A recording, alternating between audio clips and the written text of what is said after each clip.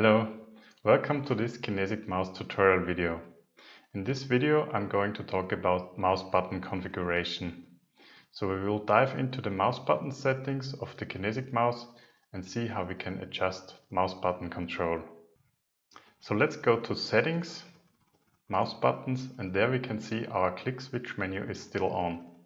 For full mouse button control, it makes more sense to assign single facial expression signals to a mouse button click.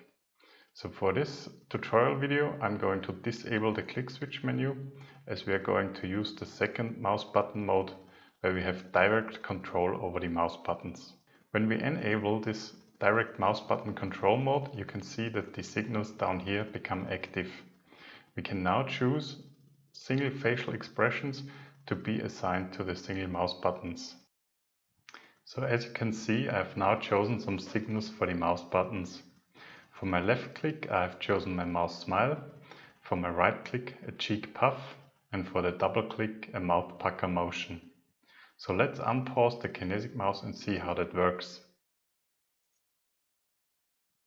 So when I now want to do a right click, I puff my cheeks,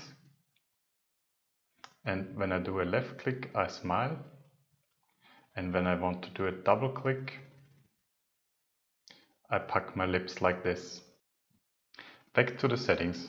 We have two more options here that we can adjust.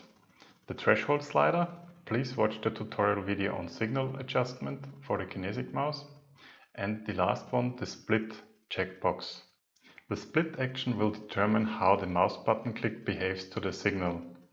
For example, if I don't set the checkbox, the mouse button will be pressed and released once the signal hits the threshold. If I want to be able to hold the mouse button down while performing the signal, I can set the split checkbox here, and I can now hold my mouse smile to keep the mouse button pressed. What I can essentially do with this is also have a click and drag with the left mouse button. I will show you how to do this.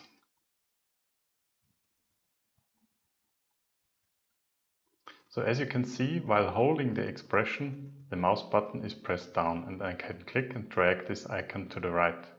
This behavior is exactly the same for the middle click and for the right click. For the click and drag, it is a little bit different when we set the split option. For click and drag, without the split option, I have to hold the expression while I want to click and drag, like this.